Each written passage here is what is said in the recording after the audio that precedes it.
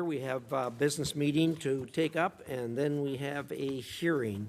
And the ranking member and I have worked on the agenda for the business meeting. And we have in front of us 10 of our nominees that are ready to go. We have decided we're going to have a voice vote on each of them, except we're going to have a roll call vote on Puzder, Kapor, and Raldi. The rest will be by a voice vote, if that is agreeable with the committee and with the ranking member. It appears to be. So let's start with Jacob Helberg of Florida to be Undersecretary of State, Economic Growth, Energy, and Environment. Is there a motion to send it to the floor? It's been moved. Seconded. Seconded that we send Jacob Helberg to the floor with a do pass recommendation. All those in favor signify by saying aye. Aye. Opposed, nay. Do you want to be recorded, Senator Merkley? Okay. Mr. Chairman, I have some other people who would like to be recorded as no's. Can I? Senator, I wonder if we could do, yes, obviously we'll record them as no, but can we just submit that? To, sure. We're happy to do that. If that's okay. All right. Let's take all the voice votes first. Benjamin Black of New York to be Chief Executive Officer of the United States International Development Finance Corporation. Is there a motion? So moved. Moved? Second. Seconded. All those in favor signify by saying aye. Aye. Opposed, nay. The ayes have it. The floor will be so notified. Howard Brody of Florida to be Ambassador Extraordinary of the United States of America to the Republic of Finland. Is there a motion? So moved. Seconded. Aye. Second. It's been moved and seconded. All those in favor signify by saying aye. Aye. Opposed, nay. The ayes have it. Luigi Raldi of New York to be Ambassador. Excuse me. Chairman, Oops, I'm sorry. That's a roll call vote one. I'm sorry. Nicholas Merrick of Texas to be Ambassador to the Czech Republic. Is there a motion? So moved. Second. Is there a second? Second. It's been seconded. All those in favor signify by saying aye. Aye. Opposed, nay. The ayes have it. Oops, I'm sorry. Thank you, Senator. We'll have those recorded too. Arthur Fisher of North Carolina to be Ambassador to Austria. Is there a motion? So moved. Second. Seconded. All those in favor signify by saying aye. Aye. Opposed, nay. The ayes have it. Roman Pipko of Florida to be Ambassador to Estonia. Is there a motion? So second. Moved, seconded. All those in favor signify by saying aye. Aye. Opposed, nay. The ayes have it. Stacy Feinberg of California to be the Ambassador to Luxembourg. Is there a motion? So moved. Second. Been moved and seconded. All those in favor signify by saying aye. Aye. Opposed, nay. The ayes have it. We'll now take up 3 on a roll call vote. We'll start with Andrew Puzder. Is there a motion? So moved. Second. It's been moved and seconded that we send Andrew Puzder to the floor with a do pass recommendation. Senator Shaheen.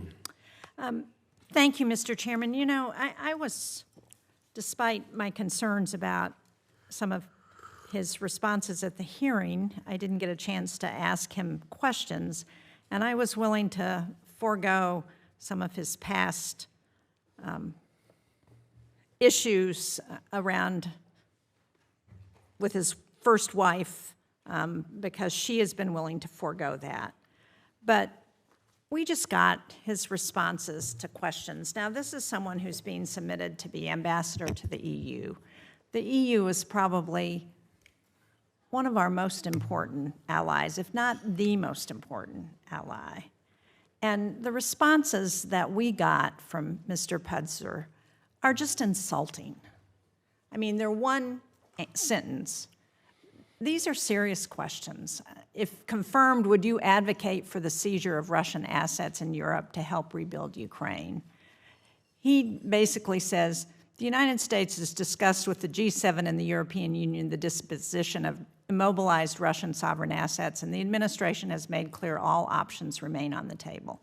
That is not an answer to an issue that the Congress has overwhelmingly supported.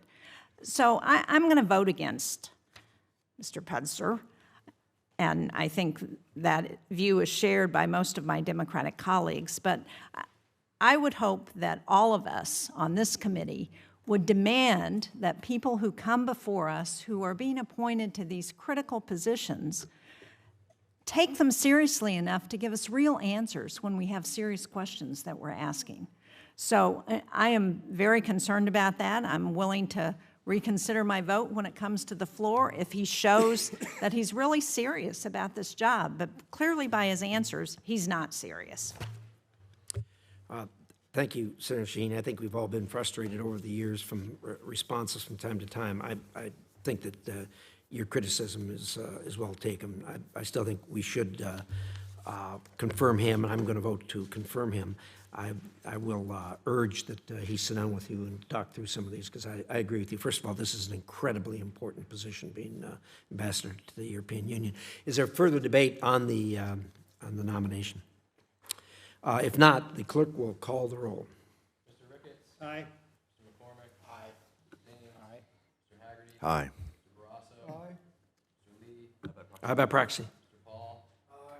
Mr. Cruz. Aye by proxy. Aye by proxy. Mr. Scott. Aye. Mr. Curtis. Aye. Mr. Cornyn. Aye by proxy. Aye by proxy. Ms. Shaheen.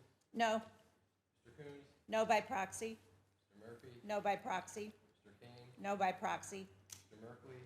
No. Mr. Booker. No by proxy. Mr. Schatz. No by proxy. Mr. Van Hollen. No by proxy.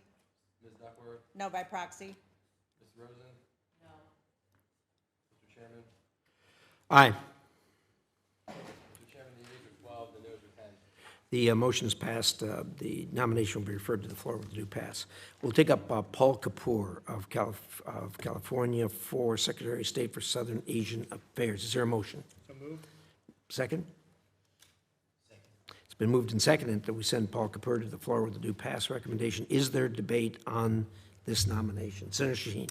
Mr. Chairman, again, I appreciate Paul Kapor's expertise, but I found his answer on Afghanistan totally unacceptable and not appropriate for somebody who's planning to take over the position on South Asian affairs. The fact that he's willing to send Afghans back home and not willing to acknowledge the threat that the Taliban poses to those people who have risked their lives and their families' lives to help our American servicemen and women during the war in Afghanistan is just totally unacceptable in my mind. And again, I think all of us should be concerned about that. The support for Afghans to come to the United States after they served with our troops, whether it was as interpreters or in other roles to help the United States, was something that was a bipartisan position. It was something that I have worked on with John McCain for many years. There are others on this committee who have worked on that. And the fact that we would put somebody in that position who didn't have the backbone to stand up and say that the Taliban are a threat and we shouldn't be sending Afghans back because we know they're going to get killed is not acceptable. So I intend to vote against him.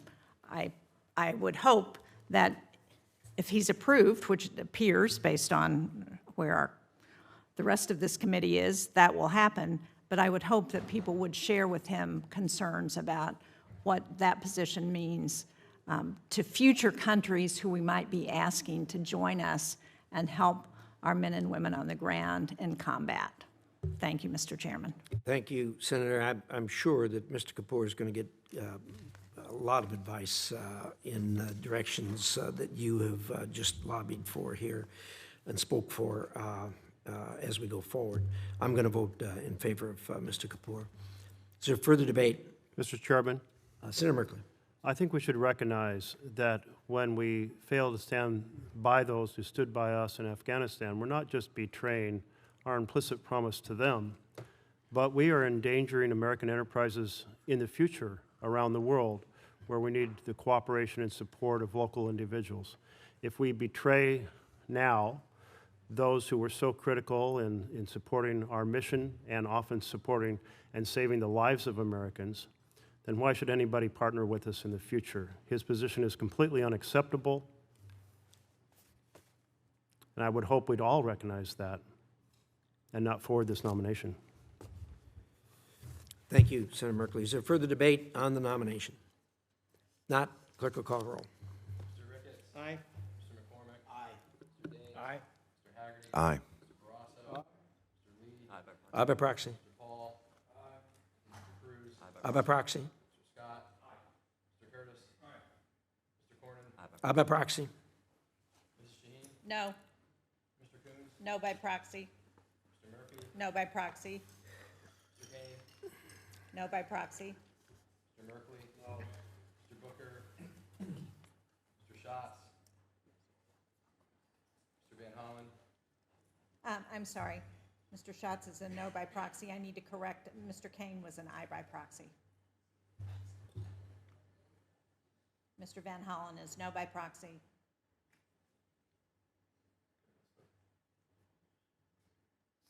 You want to start over? Start with Senator Booker. Mr. Booker. Senator Booker is no by proxy. Mr. Schatz. No by proxy. Mr. Van Hollen. No by proxy. Ms. Duckworth. No by proxy. Ms. Rosen. No. Mr. Chairman. Aye. Mr. Chairman, the yeas are 13, the noes are 9. The motion has passed. The nomination will be sent to the floor with the committee's recommendation. Lastly, we have Luigi Rinaldi of New York to be ambassador to Uruguay. Is there a motion? So moved. Second? It's been moved and seconded that Mr. Rinaldi be sent to the floor with a due pass. Is there a debate? Senator Shaheen. Thank you, Mr. Chairman. Now, again, Luigi, Mr. Rinaldi was not someone I had the opportunity to question because I wasn't able to stay at his hearing the full time. But Uruguay has become a very important ally in Latin America, and it's very distressing that Mr. Rinaldi didn't seem to have any understanding at all about the country, about the role of ambassador, about what we need to do going forward. So I intend to vote against him. Thank you, Senator Shaheen. Is there further debate? If not, the clerk will call the roll. Mr. Ricketts. Aye. Mr. McCormick. Aye. Mr. Daines. Aye. Mr. Hagerty. Aye. Mr. Barrasso. Mr. Lee. Aye by proxy. Aye by proxy. Mr. Paul. Aye. Mr. Cruz. Aye by proxy. Aye by proxy. Mr. Scott. Aye. Mr. Curtis. Aye. Mr. Cornyn. Aye by proxy. Aye by proxy. Mrs. Shaheen. No. Mr. Coons. No by proxy. Mr. Murphy. No by proxy. Mr. Kane. No by proxy. Mr. Merkley. No by proxy. Oops. I'm waiting for my list. I'm glad we're in agreement. Mr. Booker. No by proxy. Mr. Schatz. No by proxy. Mr. Van Hollen. No by proxy. Ms. Duckworth. No by proxy. Ms. Rosen. Mr. Chairman. Aye. Mr. Chairman, the yeas are 12 and the noes are 10. Thank you. The motion is passed. Mr. Rinaldi be sent to the floor with a due pass recommendation. That concludes our business meeting. Thank you to the members for showing up as quickly as we can to move these. I know it's everybody's got lots of moving parts here, but we appreciate your cooperation. And that concludes our business meeting. And from there, we're going to move to a policy hearing. And this morning's hearing is on the NATO Summit of 2025 on assessment of transatlantic security cooperation. Obviously, this is coming up quite soon. We don't have an ambassador in place. The ranking member and I have been discussing that. I think both of us are of the frame of mind that we need our ambassador in place. We hope we can get the cooperation to move it forward, notwithstanding everything else that's going on. But this is particularly at this point in time with what's happening in Europe, it's important we have a ambassador there. To our witnesses, thank you, and we'll get to you in a moment. I'm going to make an opening statement, yield to Senator Shaheen, who will do so. We will then hear from each of you your thoughts, and we really, really appreciate you coming here to talk with us today. And then we'll go with a round of questions for the witnesses. So NATO was founded in 1949 to protect the United States and transatlantic partners from the aggression of those who seek to harm us. In fact, it was Russian aggression in a divided Berlin that finally convinced our partners to sign the treaty. The world has endured a lot in the past 76 years since then, but NATO has played a crucial role in preserving stability and security. It is this security that has provided room for enormous U.S. and European economic prosperity. Today, as in times past, NATO must adapt to new changes and new challenges. Our alliance faces unprecedented threats from a rising China, a belligerent Russia, and rogue actors in Iran, North Korea, and elsewhere. This year's NATO Summit presents a unique opportunity to assess the threats facing our alliance and the response they demand from us if we hope to maintain the security and stability the world has enjoyed for so long, much of it due to what NATO offers us. Over the last decade, but particularly the last 3 years, Putin's aggression has created the largest security crisis in Europe since the Second World War. In 2014, Russia invaded Ukraine for the first time, and Europe did little to deter further aggression. After the full-scale invasion in 2022, Europe leaders made momentous pledges to take more responsibility.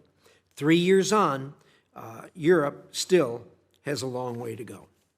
Since January 20th, President Trump has worked diligently to determine whether peace between Ukraine and Russia is possible, and we strongly support his efforts to secure a lasting peace in the region.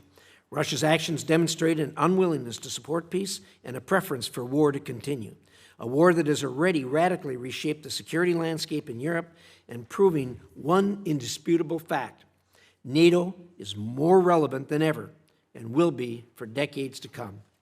There are still actors who seek to subvert America, our allies, and the values we hold dear.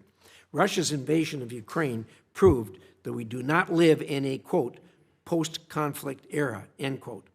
As Secretary General Ruda has pointed out, Russia could be ready to use military force against a NATO nation within a few years.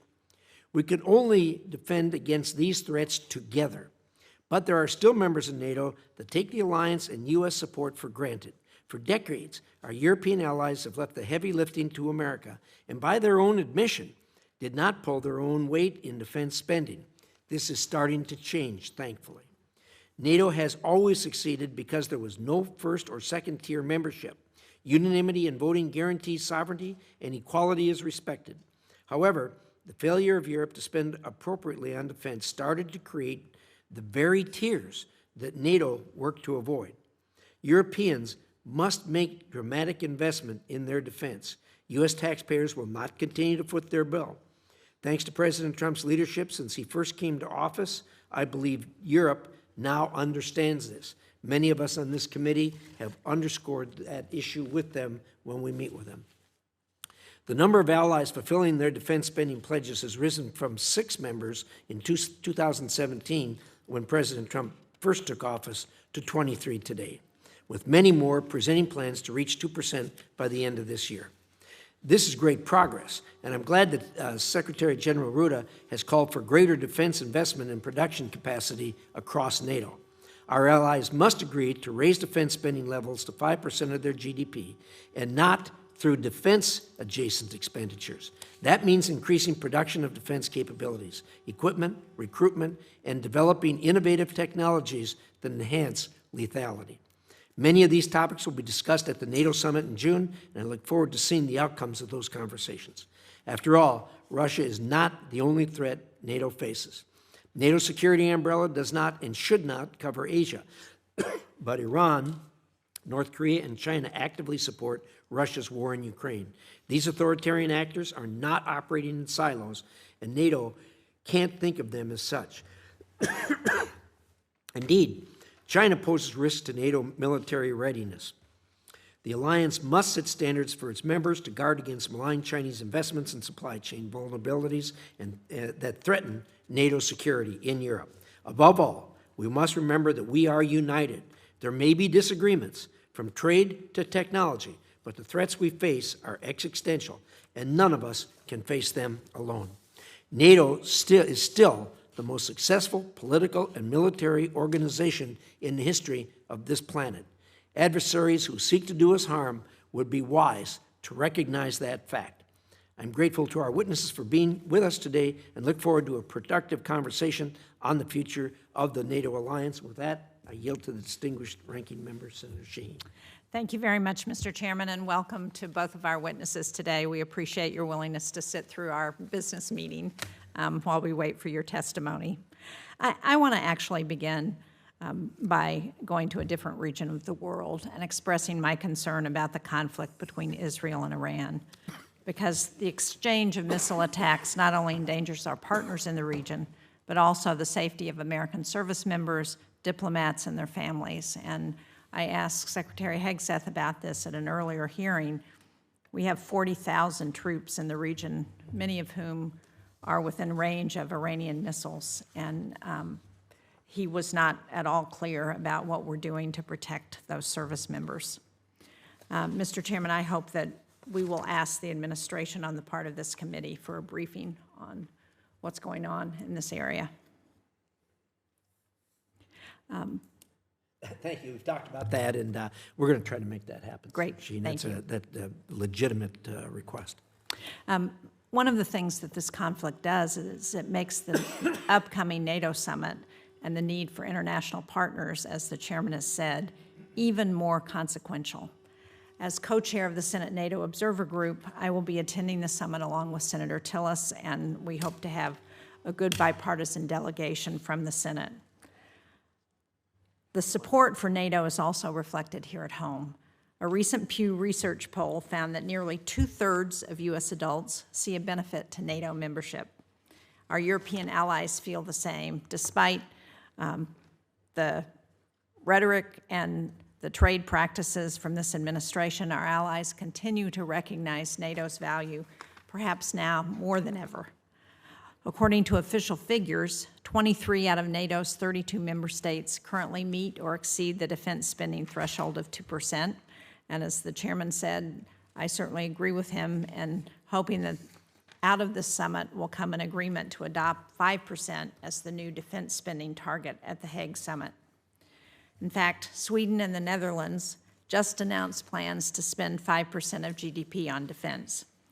And these increases are not the result of trade policies or tariffs. They are a direct response to Russian aggression, to Vladimir Putin's willingness to lay waste to Ukraine. As NATO Secretary General Rutte has said, and I quote, "We are all on the eastern flank now." The reality of this shared vulnerability is clear. If Putin wins in Ukraine, he will not stop there. He's already sent troops into Belarus. He threatens the Balkans, the Baltic states, and the Black Sea. And Russia's ambitions also continue to play out over our own borders through the Kremlin's repeated attacks on our financial institutions and energy infrastructure.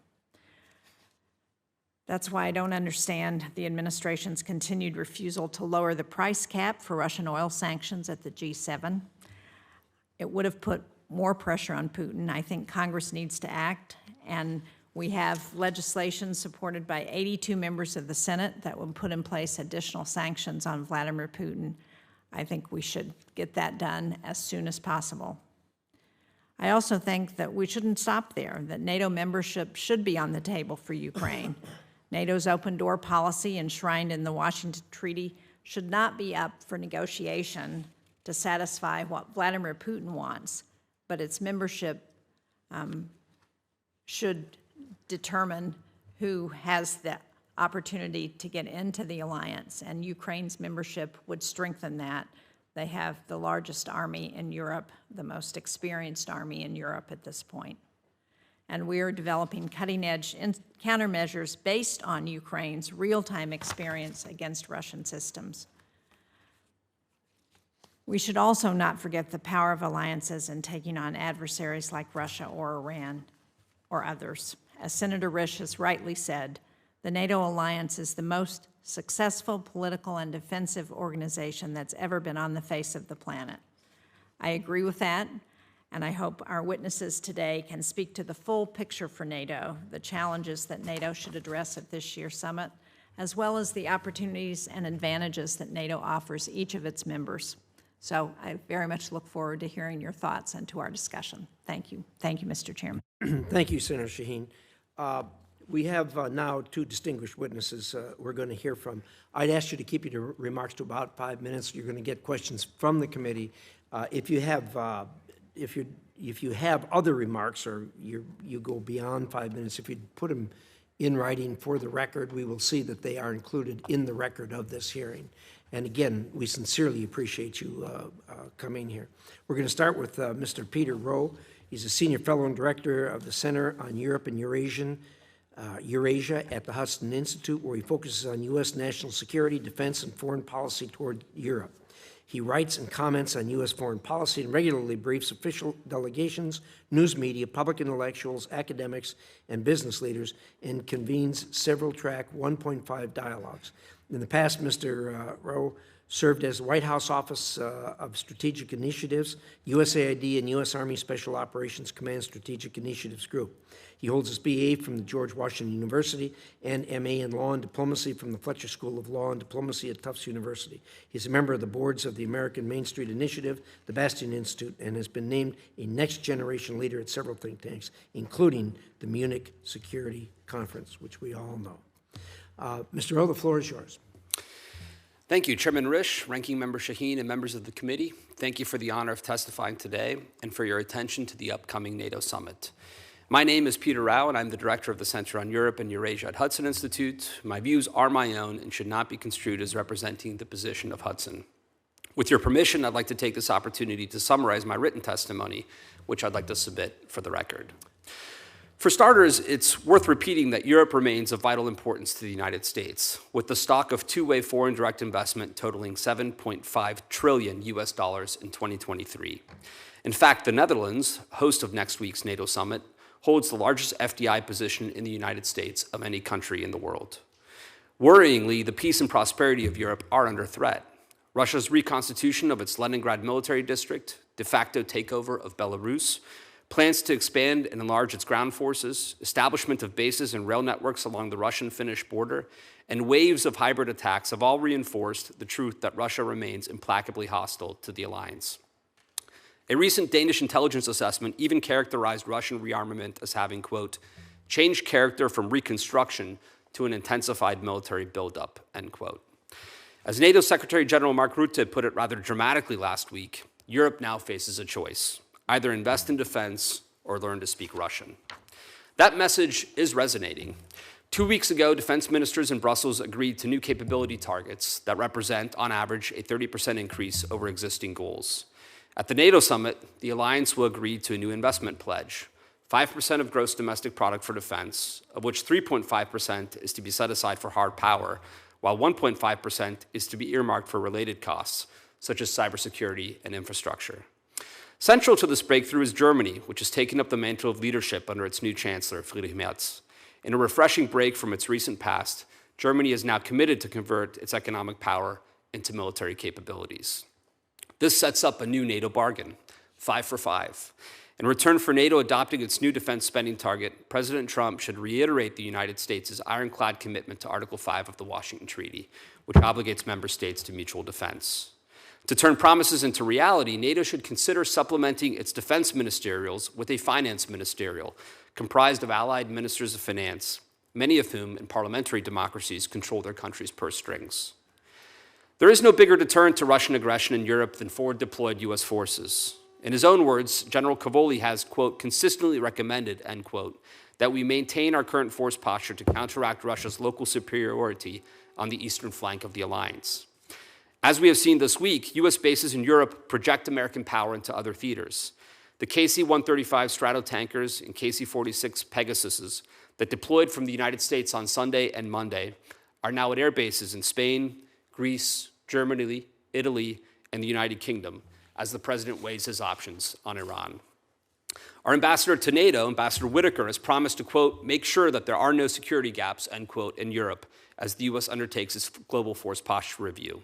This will be especially important for the strategic enablers which Europe still lacks. Russia cannot take on NATO on its own. Unfortunately, it now enjoys close defense industrial ties with the People's Republic of China, whose supply of machine tools and microelectronics have powered the Russian war on Ukraine. Russia's drones, which now count for more casualties in Ukraine than any other weapon system, are derivatives of Iran's Shahed family of unmanned aerial vehicles. Meanwhile, North Korean shells now make up half of all Russian artillery fired in certain sectors of the front line. Earlier this year, a division-sized force of North Korean troops played a decisive role in Russia's counteroffensive in Kursk Oblast. In return, Russia has provided each of its partners with diplomatic, technological, and economic benefits. If the U.S. cannot prevent the alignment of these revisionist actors, it should at the very least vector Europe's stark opposition to Russia into a tougher transatlantic stance against China, Iran, and North Korea. As the President suggested at the G7 2 days ago, whatever sanctions Europeans are requesting of the United States should be mirrored by similar actions from our allies on the continent. Finally, given the presence of major war in Eastern Europe, no NATO summit can ignore the plight of Ukraine. It is not expected that Ukraine will receive significant mention in the summit declaration, but leaders should plan now rather than later for how to support Ukraine as U.S. congressional funding runs out over the coming months. Europe will fill gaps and shoulder much of the load, but for those systems that Europe cannot replace, NATO leaders should begin exploring U.S. attitudes towards either another supplemental or direct military sales. For example, the U.S. could backfill Europe's air defenses as those countries transfer interceptors to Ukraine. Thank you for the opportunity to testify today, and I look forward to the discussion. Thank you very much. We'll now turn to Dr. Alina Polyakova, and she is President and CEO of the Center for European Policy Analysis, where she focuses on transatlantic relations and European security. She's also the Donald Marin Senior Fellow at the Henry A. Kissinger Center for Global Affairs at the Johns Hopkins University School of Advanced International Studies. Previously, she has held roles at the Brookings Institution and Atlantic Council, among others. She has also held numerous prestigious fellowships, including at the National Science Foundation, the Woodrow Wilson International School for Center for Scholars, and the Fulbright Foundation, among others. She serves on the board of the Free Russia Foundation and is a member of the Leadership Council for Women in National Security and the Scientific Council of the Elcano Royal Institute. She holds a PhD and MA in sociology from the University of California, Berkeley, and a bachelor's in economics and sociology from Emory University. Dr. Polyakova, the floor is yours.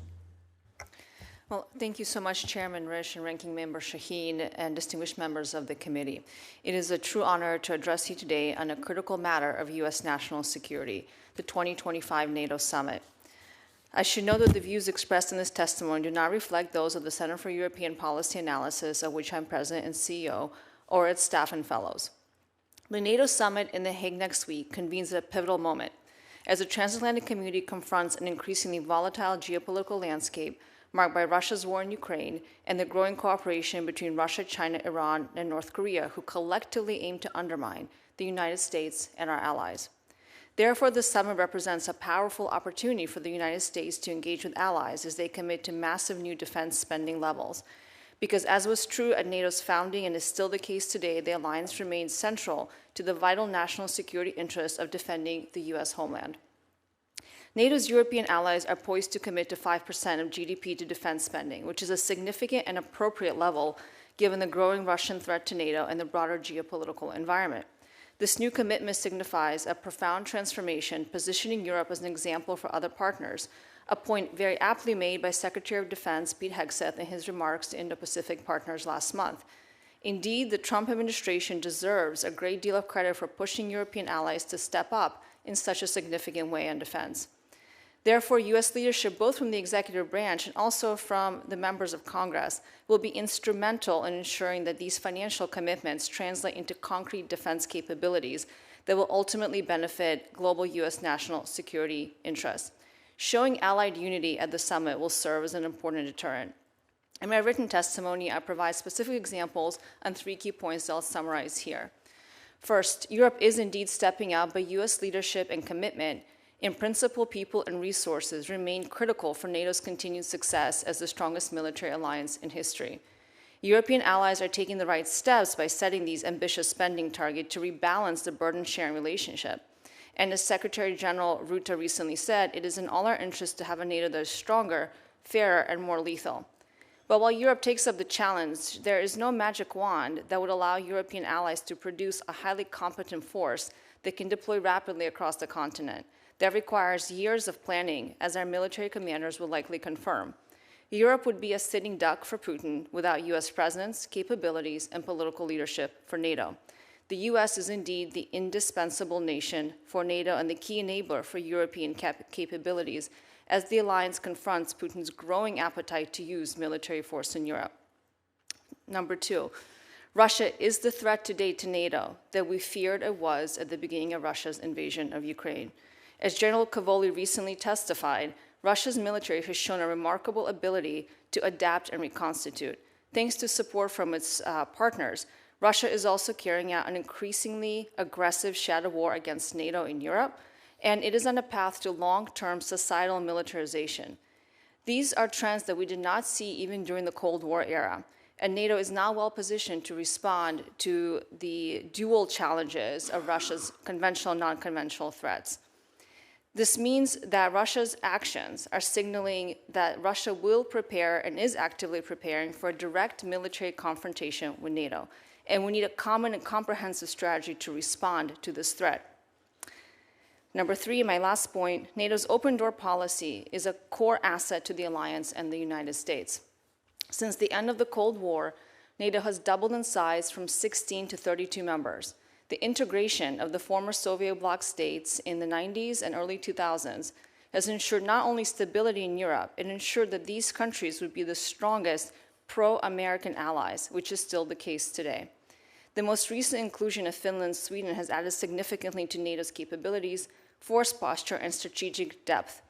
Ukraine will also be a significant asset to NATO, bringing the largest, most battle-tested army to Europe with the most cutting-edge capabilities. With that, I yield the rest of my time, and I thank you for your time and look forward to your questions. Well, again, thank you to both of you. You both have deep knowledge of the matter that is near and dear to everybody's heart on this committee. We embrace NATO and want to see it continue to prosper. It's, I believe, truly stronger today than it's ever been. Putin seems to never miss an opportunity to make a mistake, and the mistakes he's made has actually done a lot to strengthen NATO. Not the least of which is to add 2 new members and the considerably longer border of his with NATO. So we're going to continue to support NATO in every way we can. I have a question for each, and I'd like your thoughts. I believe, although Putin has made a lot of mistakes, there's a mistake I think he won't make, and that is I don't think he will engage militarily a NATO country. We have committed to our allies that Article 5 means exactly what it says. That includes the Baltic states and everybody between there and Los Angeles. And I personally met with the Baltics right after the invasion of Ukraine.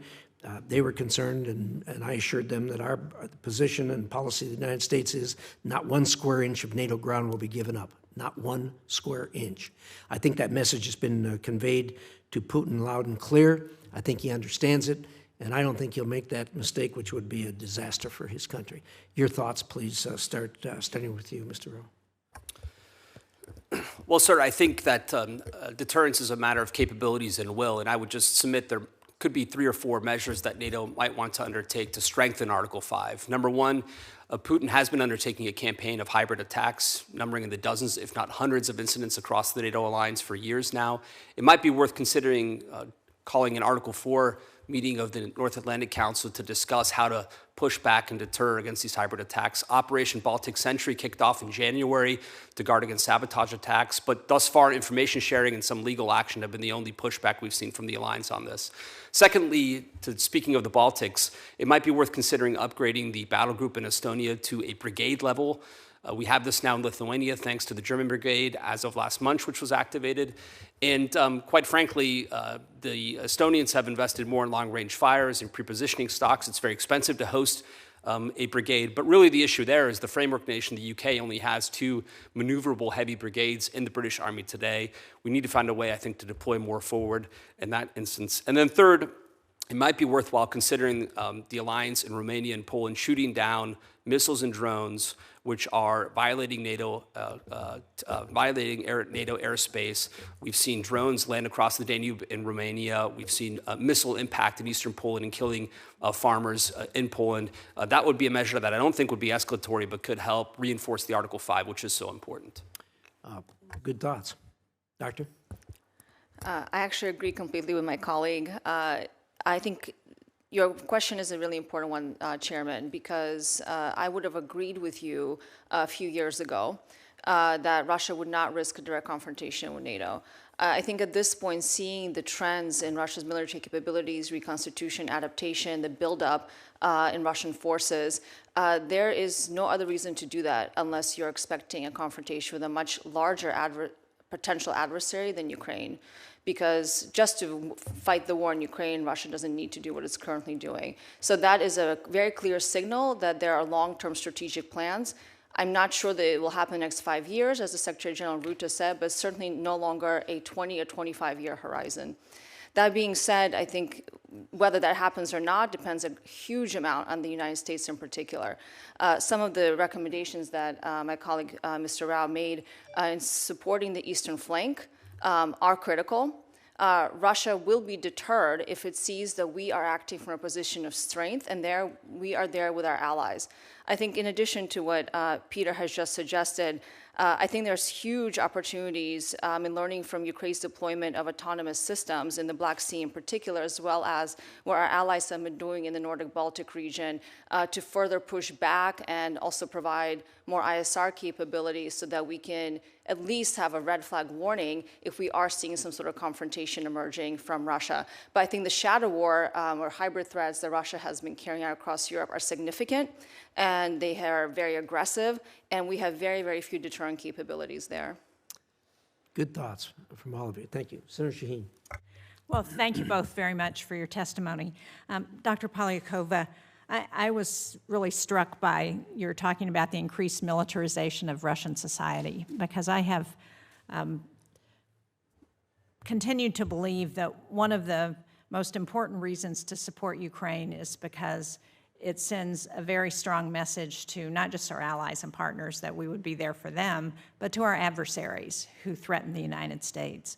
And it was pointed out to me recently that one of the other really important aspects of that is that we do not want to be in a position 5 or 10 years down the road where Russia actually is able to absorb Ukraine and has access to all of the increased buildup that Ukraine has done and their expertise, technology, innovation to go against NATO and our other allies and partners. Can you talk about that and how you calibrate that concern against other issues with respect to Russia? Well, thank you so much for that question, Senator Shaheen. It is true that the militarization of Russian society is not new, but it has accelerated significantly since Russia's invasion of Ukraine. And what I mean by that is that there is consistent reporting that, for example, children as young as kindergarten age are receiving military drill education. And this is continues on through the school ages and, of course, up to the years of military service.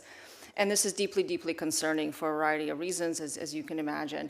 That being said, to your point about what would be the consequences if Russia was able to eventually completely take over Ukraine, the first consequence is how expensive it would be for NATO to then have a Ukraine that is completely occupied and controlled together with Belarus, together with Russia's positions in Kaliningrad as well, to defend and deter against that. That's going to cost us a lot more than what we're already spending and what our European allies are spending on Ukraine. So there's a real expense there, aside from the security threat. I think broadly speaking, it's important to remember that Russia is a strategic and direct threat to the United States, not just our allies in Ukraine.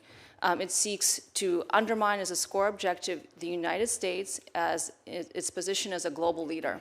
That is what the war in Ukraine is at the end of the day about. It is not about some territory in the Donetsk region. It's not about Crimea. It's about deposing the United States as the leader of the free world. And that is the key objective, and that is why Russia has partnerships with China and others. And do you think this administration and this president recognize that? I think there are certainly members of the administration who do recognize that. Personally, I would like to see that message be very, very clear to our allies at the summit. I think the one question that a lot of our European allies have is, are we aligned on the threat perception? between all the NATO partners, not just the United States? Do we have the same understanding of the threat that Russia represents? And I think if we can get some movement in that at the summit, that would be very significant. Mr. Rao, can you answer that question as well?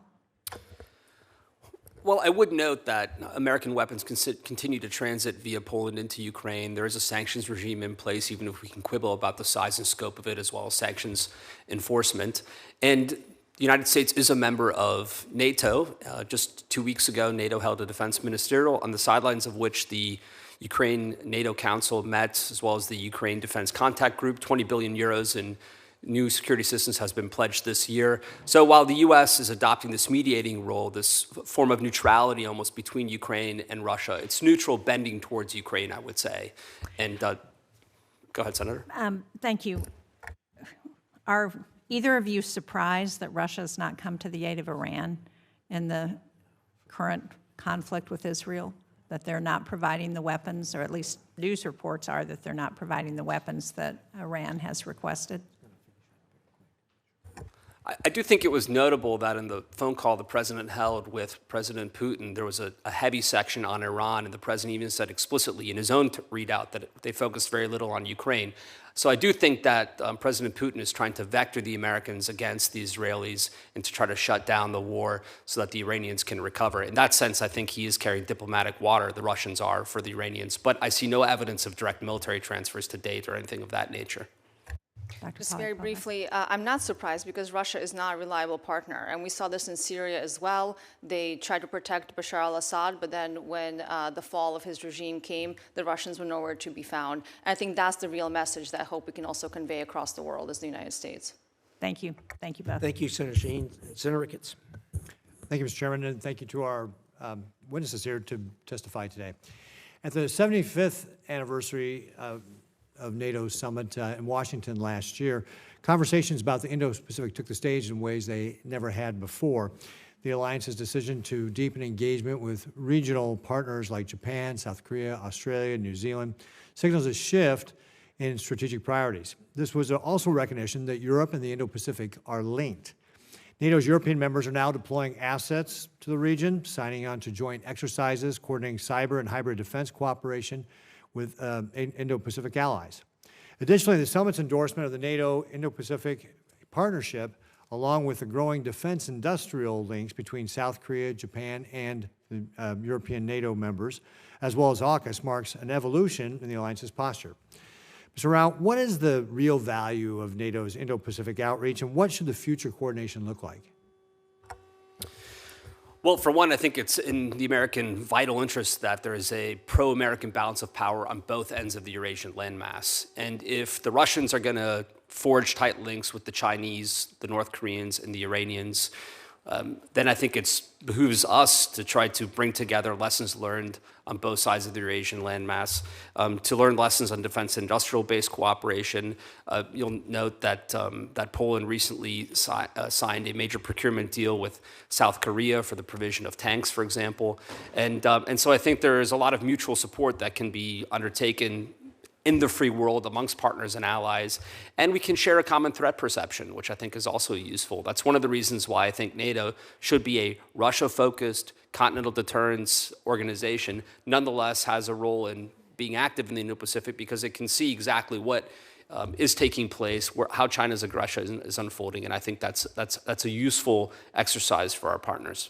Are there practical steps that NATO could do to develop meaningful co-development defense technologies in the region? Well, for starters, NATO sought to open a liaison office in Tokyo. That was ultimately blocked by the French. I think there are opportunities for tighter linkage there. Clearly, Japan and South Korea have first-rate, cutting-edge technology and defense industrial-based capabilities, which our European partners could learn from, and I would just encourage more collaboration in all of those areas. In your opening remarks, you mentioned about the 5 for 5, NATO going to a 5% of GDP defense spending target. And this will include 3.5% for core military spending and 1.5% for broader defense and security related measures. Obviously, at the Wales Summit in 2014, we saw NATO committing to 2%, and it took a decade for most of the allies to start even getting in that direction. Today's threat environment doesn't really allow for a decade to get to 5%. As I mentioned in your written testimony, you said you would ratify a new 5% goal should be achieved in a 5-year horizon. Can you tell us why it's so important we get that so soon rather than taking 7 to 10 years to achieve this target? Well, simply put, the intelligence assessments all suggest that there is an urgent threat and that Russia is rebuilding. It's standing up the new 44th Army Corps in Karelia opposite Finland. The new targets for the Russian armed forces are to put 1.5 million men under arms. All of that suggests that Russia will be facing NATO once the war in Ukraine is ultimately wound down, if it is wound down. And so I think it's very important that we begin to take those measures. It's not just the time horizon, but on top of that, I think very carefully crafting what the categories are for 3.5 and 1.5% of GDP, so that areas like climate spending, for example, don't count towards defense-adjacent military expenditures. Yeah. Dr. Polyakova, do you have anything you want to add to that with regard to the 5%? I completely agree, and I think the reason that it has to happen much more rapidly than we've seen in the past is that Europe really has no choice at this point. I think there's broad recognition of that. Would I like to see European allies commit to 5% on core defense spending, not the 3.5, 1.5 split? Yes. This is, I see as a step to get there, but not the ultimate conclusion. I would like to see them continue spend, but I think if they move in that direction, we need to also spend more on our defense because we're below 3.5% right now. So that would be the counterpoint there. Great, thanks. I've only just got a few seconds of time left. Mr. Rao, you wrote a little bit in your thing about AI diffusion. Can you talk a little bit about why what the previous policy was, for example, so insulting to our allies like Poland? Well, in January, the outgoing Biden administration issued an AI diffusion rule that essentially tiered our allies into different categories for AI chips.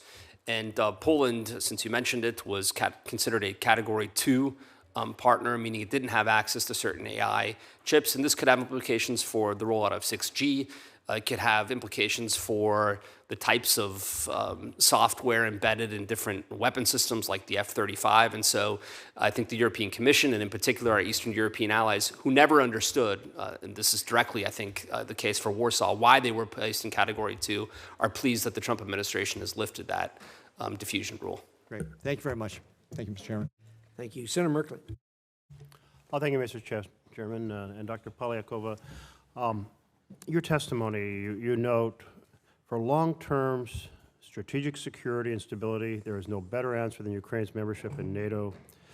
Ukraine's strategic value to NATO and European defense is profound. And you go on to note the many values that come from that battlefield experience, defense industrial base, countering hybrid threats, geographic location, strategic position. So, given that, how do you assess the impact of Trump administration's stated opposition to Ukraine's NATO membership? Thank you for that question, Senator. I would say it's not just the United States that opposes NATO membership for Ukraine right now. There's no consensus on that among allies. And we saw that in the previous administration as well, that there was no consensus on that among allies in the Biden administration. That being said, I think while there is an active hot war in Ukraine, it's difficult to see how Ukraine could become a NATO member. But it is a goal that we should keep open in the future. And the reason for that is not because it's Ukraine and it's our duty or some sort of moral obligations, because Ukraine is a huge asset. It's the largest country in Europe. Giving Ukraine over to the Russians would be a huge hit to our military capabilities. They would absorb all of their innovative capabilities they've developed for the last 3.5 years. So I think seeing Ukraine as an asset for Europe's defense industrial base, as an asset for our own military, versus a vulnerability is the key. But it is a long-term path, not an immediate path. No, that's helpful. There's even a provision in the NATO protocols that says you cannot bring into membership a nation that is partially occupied, so that we're not bringing NATO into an immediate conflict. And does this give you kind of any reflections on how quickly Trump basically stated support for Russia's position, that Ukraine never become part of NATO? Well, I hope that the president will change that position. I think he has said different things, and the message could be more clear. Again, I think the ultimate desire by the administration, the president, to reach some sort of lasting, peaceful, negotiated solution between Russia and Ukraine has the right instinct. I think the reality is that Russia plays the obstructionist obstacle here, and the Ukrainians have come to the table at every moment. And I think recognizing that is key, and I think taking things off the table before we are even at the table, so to say, is the real problem. Yeah, I couldn't agree more. Let me turn to another a piece of the puzzle. And that is the U.S. certainly provides a nuclear umbrella for NATO, but Trump's statements that imply that our commitment to NATO is perhaps not rock solid. How does that affect the role of our nuclear umbrella and the possibility of other nations starting to consider whether they need a different strategy? There is no substitute for the U.S. nuclear umbrella in Europe. The European allies of NATO that do have nuclear capability are far, far below, and it would take many, many years and a complete rewriting of NATO, frankly, and the founding treaty and the Washington Treaty to have some sort of different arrangement between NATO allies in Europe for them to provide for their own nuclear capability and defense umbrella. So that's really not even an option, frankly.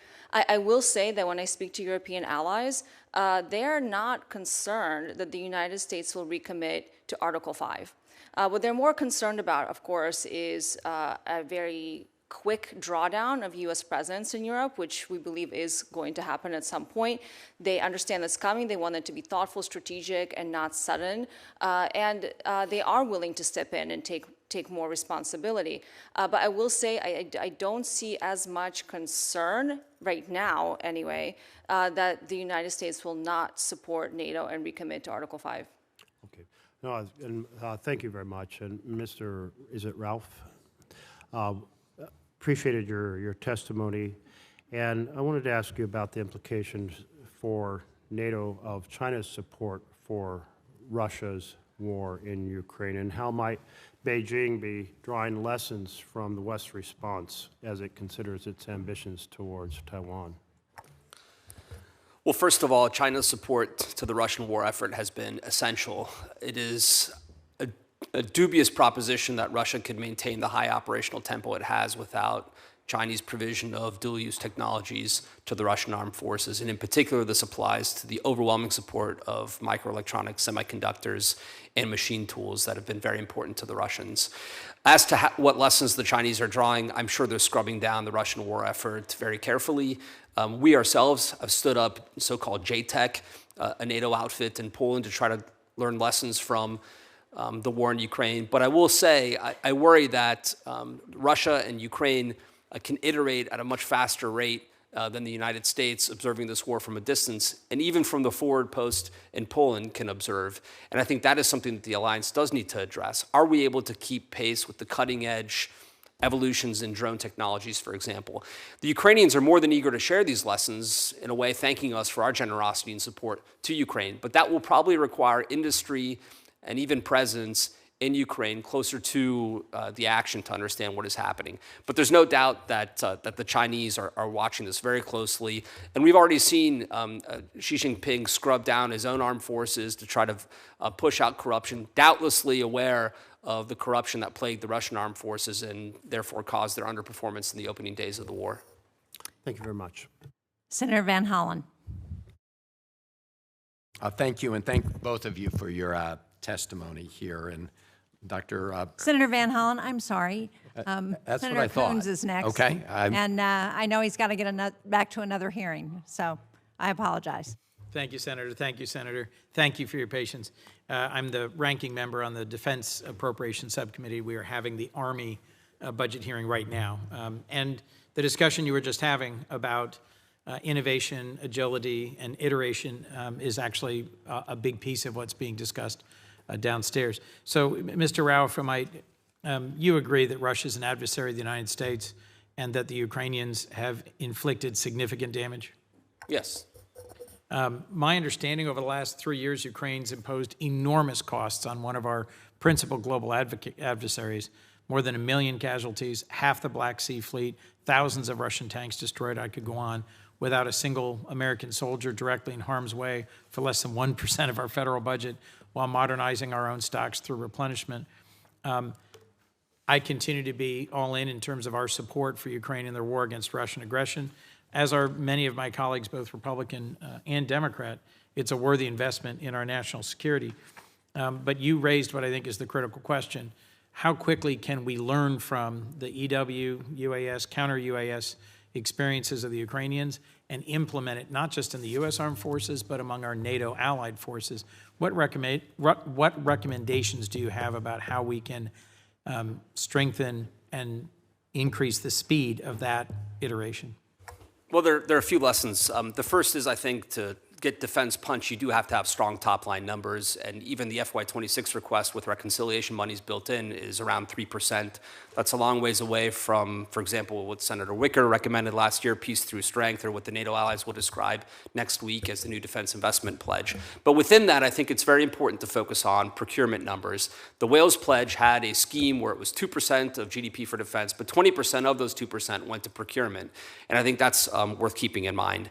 What some of my colleagues in the Center for Defense Concepts and Technology at Hudson have described is the value of looking to the commercial base to find solutions for defense problems. This helps reduce costs and also accelerate the speed of adaptation. Modularity, I think, is also something worth studying. Rather than expensive, exquisite, bespoke systems. And then the economies of scale that we can achieve through our joint procurement projects is something I think we should look at. Europe has some 12 tanks because, of course, it is a mosaic of nations, more than a continent acting in the defense sphere together. And joint procurement would be a worthy thing. And the last point I would make, which my colleague Mike Gallagher, the former congressman from Wisconsin, wrote in the pages of the Wall Street Journal recently, is maybe looking at cost plus contracting as a way to get more bang for our buck. So all of those elements, along with studying the Ukrainian war effort, which they are so eager to share with us, can really improve our performance on the battlefield. Thank you, Dr. Polyakova. The same sort of question to you, if I might. His reference to 12 different tanks on the continent. The Ukrainians have done a masterful job of managing to service and to keep in the fight a remarkable array of armored personnel carriers and tanks and artillery pieces, dozens of different systems, despite not having the OEM and long supply chain that we insist is necessary. They've MacGyvered their way into capable fighting forces, not just drones, but across all these platforms. What lessons are there for us about our procurement, and what lessons are there for NATO? We're about to go to a NATO summit where Europe's pledged nearly $1 trillion in defense spending. What are the opportunities here for joint production and for speeding innovation?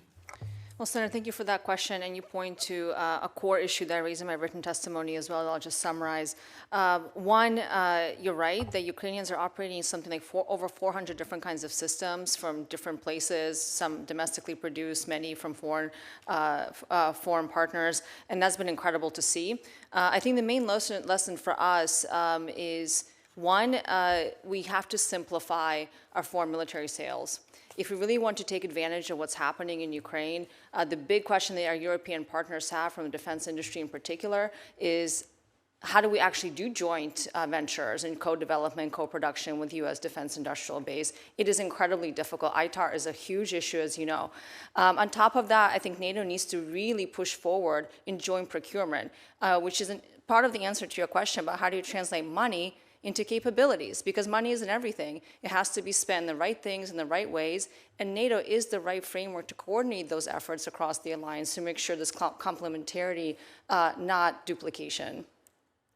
I just traveled to the Philippines and Taiwan with Senator Ricketts. The upcoming NATO summit does not include Indo-Pacific partners, I think a significant mistake. How do you think the lessons of Ukraine can and should be learned or applied across some of our Indo-Pacific allies and partners? May I answer the time? Thank you. This is a fantastic question that we started to discuss earlier. There is already a technology export vector that is taking place directly from Ukraine capabilities that are being learned on the ground by companies, the private sector, directly for export to Taiwan. That's already happening right now. My concern is the United States, we are missing out. And I will just point to Ukraine's recent operation that I think you saw, the spiderweb operation, and we cannot defend against that operation. I don't know, because I'm not privy to that information. I don't know if we can carry it out. that kind of operation in a country like Russia. So I think that is all a huge opportunity for us to learn. And to your point about the European theater and the Indo-Pacific theater being inexplicably linked is the key point. And Taiwan is very, very interested in buying directly from those defense tech companies that have capabilities they've tested in the battlefield and that they have been able to innovate in a super, super rapid fashion. And they're buying those capabilities as we speak. We should be too, but we need to do a lot of work to simplify that through FMS in particular. Thank you. Now, Senator Van Hollen. Thank you. And thank both of you for your testimony here. And I'm going to start with you, Dr. Polyakova. It's good to see you again.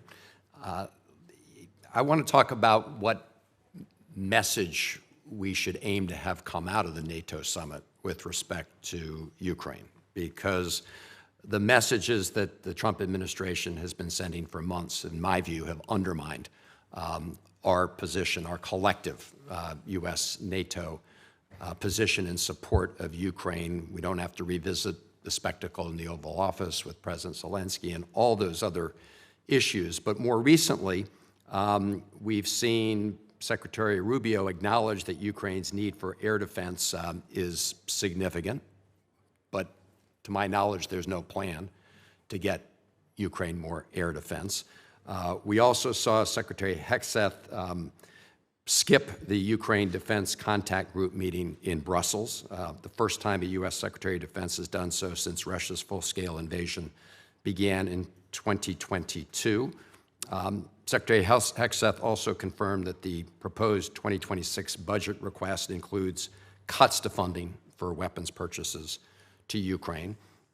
As you mentioned, with respect to the possibility of Ukraine's future, home in NATO, taking that off the table unilaterally is a pretty bad negotiating position.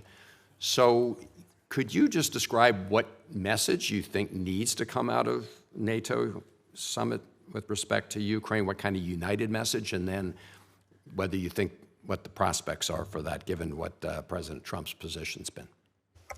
Well, we understand that this summit has a much shorter agenda than usual NATO summits, that the communique is also going to be quite short and very simple and straightforward, really focusing on NATO's core capabilities and not talking necessarily so much about our other partners and allies. What I would like to see is, of course, clear messaging from the administration that we will stand with Ukraine against the Russian aggressor. That's what I would like to see. That being said, I think we can probably get to a communique that does mention that Russia's the aggressor, of course, and that Ukraine is the victim and also a partner to the United States. That's what I'm hoping for. Whether it'll be viable, I think will depend a lot on the conversations between leaders on the ground, as we've seen in the past. I think one very specific thing that I think this NATO summit could achieve, which is not necessarily to NATO but to Ukraine, is to allow the U.S. Sales of U.S. military equipment to Europeans who can then transfer it to Ukraine as they see fit. We have not provided that yet, that third-party transfer, but that's something that I think is very much within reach and something that we can do, and that in itself would send a clear message that even though we may not be debating a new supplemental in this House, though I hope that that may change, that the United States will still allow European allies to buy American and then transfer those capabilities to Ukraine. I appreciate that. Let me ask both of you now quickly on the subject of coordinating both with our NATO partners, but also more broadly with the EU partners in terms of our approach to China, right? During the first Trump administration, we worked on a bipartisan basis to try to encourage our colleagues to de-risk their economies from China, especially in critical strategic supply chains. There seems to be more confusion this time around in the Trump administration. I would note that on June 10th, our ambassador to NATO, Matthew Whitaker, posted on X, quote, "What happens in the Indo-Pacific matters for transatlantic security. That's why NATO works with partners globally," end quote, something I agree with. But the Deputy Secretary of State, Landau, then posted and then deleted a reply. His tweet, though, was, he obviously didn't get the memo of our deputies committee meeting on this very issue. NATO is still a solution in search of a problem, unquote. What is your view on these sort of different conflicting positions we seem to see within the Trump administration, and how is that hurting our ability to work with our European allies? And finally, when we're putting these large tariffs, across-the-board tariffs on many of our EU partners, and the question is, how can we be asking them to de-risk from China when we, in our actions, are putting their economies at such risk? Thank you for your question, Senator. Again, I think the messaging, as you say, has not been clear to European allies on a variety of different issues, including tariffs, including our commitment to Ukraine, including our policy on China. I do think it's early in the administration, and we can allow them a little bit more time to figure out what those positions are. That being said, it is producing a great deal of stress and anxiety among allies to not really have a clear sense of where the administration is going to take its policies. So I would like to see very clear messaging on NATO in particular. I agree with some other members of the administration who said if we didn't have NATO, we'd have to invent it. So NATO does have a very clear purpose, is to defend and deter Russia in Europe, and to allow for lessons to be learned for the Indo-Pacific. NATO's core function is Europe, but there are many lessons that we've been discussing here for the Indo-Pacific environment, and to provide some key technologies and capabilities as well. That's what I would like to see come out of the summit, is coherence and a common threat assessment of what NATO is actually doing and why we have it. If Mr. Rao could be able to. Yeah, I would just say, rather than grand pronouncements, what really matters is just the hard work, the daily grind of cleaning Chinese infrastructure out of the critical areas in Europe. I think the Chinese have, or Chinese-controlled companies have, stakes in 33 port terminals across Europe. C.K. Hutchinson, thanks in part to President Trump's pressure campaign, is now considering selling 14 of them to a U.S., Swiss, Italian consortium. Chinese are all over the ports of Rotterdam, Antwerp, have a 24.9% stake in the port of Hamburg. All of that just needs to be steadily worked on because it does have carryover effects, for example, military mobility and American troop movements in Europe. I'd also add telecoms to that list. None of the big EU countries are expected to have 5G networks that are entirely free of Chinese products by 2028. We need to try to accelerate those timelines to the extent we can. And that might go below the radar of sort of the grand political declarations at a place like The Hague next week, but I think it's essential for the alliance. Got it. Thank you. Thank you both. Thank you, Senator Van Hollen. Senator Booker. Thank you, Chairwoman. I want to just say that you had, Ms. Polyakova, you had a kind of a statement that I want to explore a little bit. You said Russia would be a sitting duck without the United States. It makes me concerned because I hear the president publicly flirting with indulging Russia's maximalist aims, and it seems to make me really, really alarmed. Last week, a Russian deputy foreign minister said that Ukraine won't end until NATO reduces or eliminates its military footprint in Eastern Europe across NATO's eastern flank. And this includes Baltic states, the Czech Republic, Slovakia, Hungary, Romania, Bulgaria, and so on.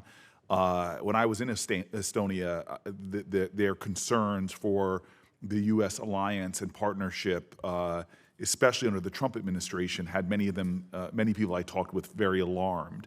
And so I'm wondering if you can expand on this line of thought and maybe impress upon this committee the urgency, the dire urgency of this moment we have right now before us with Russia and with a president whose posture at times really worries me. Thank you so much, Senator Booker. It is an urgent moment, as I outlined in my written testimony, mainly because Russia is on a war footing, and confrontation with NATO seems increasingly more inevitable unless the United States continues to take up a leadership position. NATO continues to deter and defend in the European theater. So Russia has, in fact, been the main obstacle to peace in Ukraine. President Putin's maximalist positions that he's not stepped away from, I think signal a very basic truth that we've learned over many administrations, that a reset with Russia doesn't get you anywhere. I think this administration has been learning that, in fact, and like other administrations have tried to reset with Russia. And I hope that they will pivot to a different strategy that means that we need to apply pressure to the Russians to come to the table. Economic pressure, military pressure, and also pressure on their partners and allies that have been feeding Putin's war machine over the last several years. I hope that is the thinking that the administration is going to pursue the next several months, because obviously the incentive model has not worked to produce results. And my staff corrected me for the record that I said Russia, but Europe would be a sitting duck. And so you said that your view of the Trump administration is that they understand the urgency for the American engagement and involvement. Am I right to assume that that's what you were implying? To be frank, I don't know if that is the coherent view of everyone in the U.S. government and in the executive branch. I do think there are some, certainly, that understand the threat, yes. It's very diplomatic of you. I want to shift in my remaining time and talk about sort of the Arctic strategy. I was really surprised on my visit last year to Iceland to understand the extent of the urgencies and the need for America to have a greater Arctic strategy and pay close attention to really what's happening in the Arctic right now. The shortest flight path between Russia and the United States is through the Arctic. The combination of melting ice caps, as you know, critical natural resources being removed and fought over, Russia's military build-up and increasing cooperation between Russia and China in the Arctic have really a lot of potential to increase tensions and expose a lot of the vulnerabilities in that area. Now, Sweden and Finland joining NATO provides to what I believe is just a great boost to the collective defense in the high north. Now, 7 of the 8 Arctic states are part of NATO, which is an incredible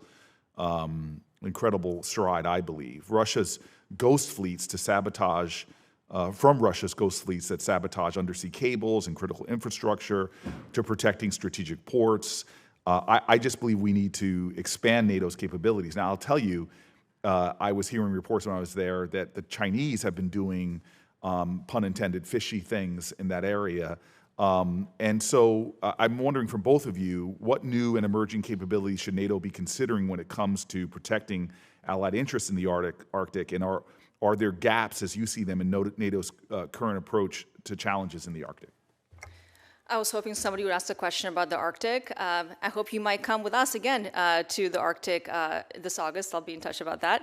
That being said, you're absolutely right that we have a huge opportunity with the kind of strategic depth that Finland and Sweden joining the alliances provides us. Now we have a landmass connecting the Arctic Sea and the Baltic Sea, and we haven't quite understood what the opportunity there is to deter and defend. I think we have significant challenges in our logistics operations, communications that are well suited for that harsh environment that we haven't quite thought through. I think there's a huge amount more that we can do to ensure that we have a defense and security hub that is closely coordinated with the Nordic Baltic 8 grouping, that is closely coordinated with the NATO framework to position ourselves as the Arctic nation the United States is, and China is not in particular. The Chinese have for years seen significant interests emerge for themselves in the Arctic and have declared themselves a near polar or near Arctic nation, which of course they're not. And they're doing a lot through their proxies, the Russians now, to try to plant a flag and try to influence and undermine a strategic cohesion in the Arctic. But we have the upper hand there because now the 7 of the 8 Arctic states are NATO members, and we should take advantage of that. But I think exercises, number 1, logistics and comms, number 2, and then we can think about maybe positioning of some additional resources and kit in the region. Mr. Rao?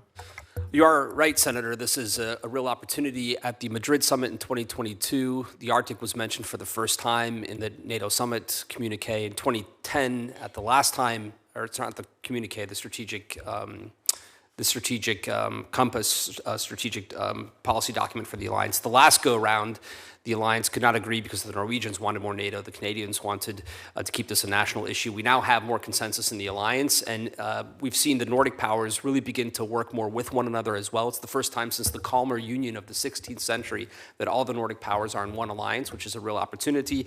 And there I would just say that the Arctic Council is essentially dead, but the Arctic 7 are all in NATO, and we have capabilities that have now come on board. The Finns are world leaders in icebreaker design. They have all the Arctic powers, skills in cold weather operations. And I'd like to see us cooperate more also on Russian anti-submarine capabilities and exercises. The GI-UK gap is, of course, central here, where Russians from Murmansk try to break out from the Norwegian Sea into the Atlantic, where they can threaten the American Atlantic seaboard. And Tony Radakin, the Chief of Staff of the British Armed Forces, just a few years ago, right before the outbreak of the full-scale invasion of Ukraine, described the phenomenal increase in Russian submarine activity. In April, General Kavoli, the SACEUR, testified similarly in front of the House Armed Services Committee. These are areas ripe for more cooperation. I'd like to see us work more with the Arctic 7 within the NATO alliance, and probably leave the Arctic Council, which of course includes Russia, in its latent state. Thank you very much. That urgency is something I'd love the committee to focus a little bit more on. And I want to say I've never seen, Mr. Rao, I've never seen a witness throw my staff under the bus.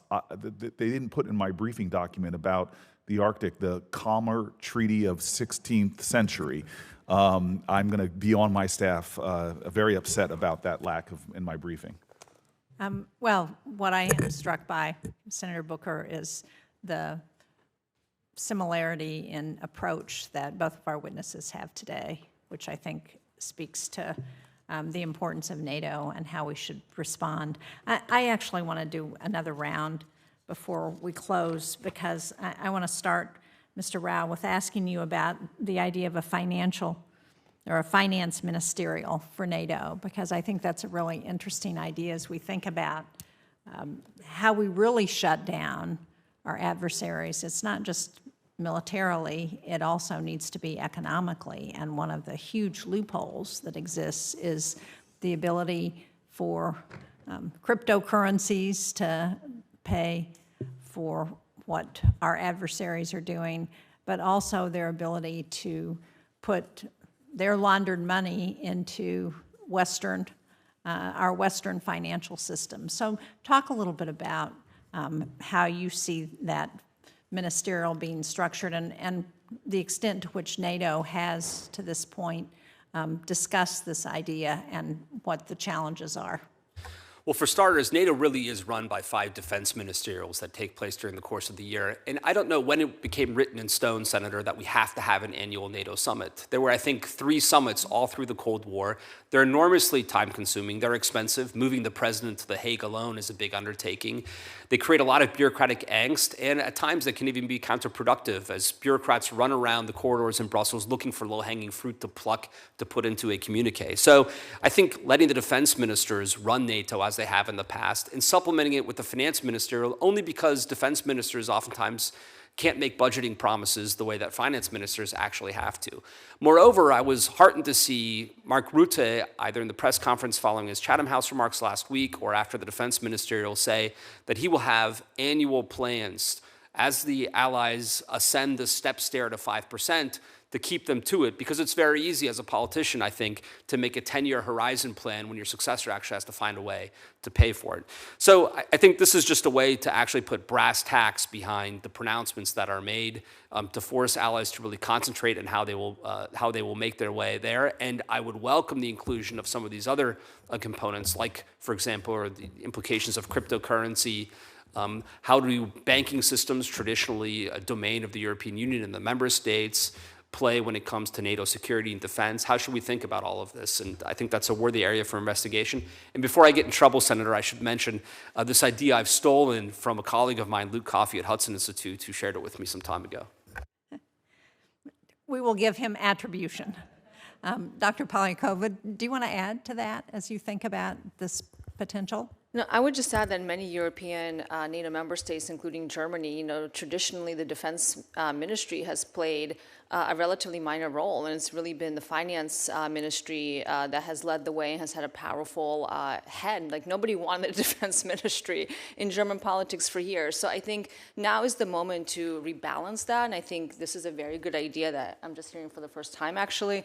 But I think it makes a lot of sense for Europeans in particular, because the money is going to have to be allocated, it's going to come from somewhere, and who controls those purse strings? Well, it's parliaments, but it's really the finance ministers. And to what extent has this been discussed? Are you aware of any conversations about this? Any particular NATO member who is pushing this idea? I don't believe so, Senator. I think this is still a somewhat nascent, incipient concept. Interesting. well, I think it's a great idea. I think we should think about how we push it. Dr. Polyakova, and you and Mr. Rao both mentioned the hybrid threat from Russia to our NATO allies. Can you expand on that a little bit? Because one of the things that has struck me is that it is an area that we have, particularly around the information space, where we have not at all either been able or willing to match what our adversaries are doing. And we've heard that that applies not just to the United States, but to other NATO countries. So can I ask both of you to speak to that and to what more we ought to be thinking about there? No, thank you so much, Senator, for that question. I will preface my answer to your specific question on the information influence operations to say that what Russia is currently carrying out against our European allies in NATO, we have not seen even in the Cold War. It's not even hybrid or non-conventional. This is warfare. We call it, in my institution, shadow warfare, because it does include assassinations. It does include very well-documented attacks on critical infrastructure that is costing lives and producing mass civilian as well as military disruption and destruction. And this is something very new that we have not grasped as an alliance and that we must. I think increasing the information influence operations are even less needed, I would say, because the Russians have unleashed their intelligence agencies to wreak havoc across Europe in all these other various ways. That being said, they haven't gone anywhere, certainly not. I mean, the use of propaganda-type tools has been around for all of humanity and was effectively used by the Russians. I think the unfortunate situation we find ourselves in now is that I think with some of the cuts that the administration has made and also that Congress has not, for example, reconstituted funding the Global Engagement Center as one, but also some of the cuts to VOA, RFE, are diminishing our ability to compete in the information space. I think there's no question about that, not just in Europe, but across the world. And I hope that's something that we may reconsider in the near term. I certainly agree. Mr. Rao? Yeah, just maybe on the Baltic Sea, since it's much in the news, this is a vast body of water. Something like 15% of global traffic transits it, and it's very shallow at 52 or 55 meters, which means it's rather inexpensive for part of Russia's shadow fleet to drag a rusty anchor across its seabed and destroy data transmission or communications or even power cables. A third of the EU's natural gas is imported via undersea pipelines from Norway, for example, which could prove rather damaging to the economy. And to repair these data cables, transmission lines, is rather expensive, somewhere between 5 to 10 to 150 to $200 million. There's only 60, 70, 80 repair vehicles available in the world. All of this is a huge problem, which means that really, when it comes to the balance of threat, the Russians know the political economy works in their direction. It's inexpensive and it's expensive for us, which I do think means, as much as I hate to say it, that we should consider countermeasures to try to put the Russians on their back heel. Maybe it's worthwhile considering the lights going off in the Moscow metro for half a day or something like that to send a message to Vladimir Putin. He cannot act with impunity and just expect us to play defense all of the time. That's just not going to be an effective way for us to go forward. I totally agree with that. I thought it was very interesting. I think it was Finland who the last time the undersea cables were interrupted in the Baltic Sea, took the ship and all of its crew into port and arrested them, basically, and said, we're not going to let you get away with it. We've got to get much tougher on those kinds of measures. Well, thank you both very much for being here. We really appreciate your testimony and the ideas that you've shared with us. I don't think that we'll have any questions for the record, but if we do, we would ask that you might be willing to respond to those as quickly as possible. So with that, this hearing is adjourned. Thank you. Thank you.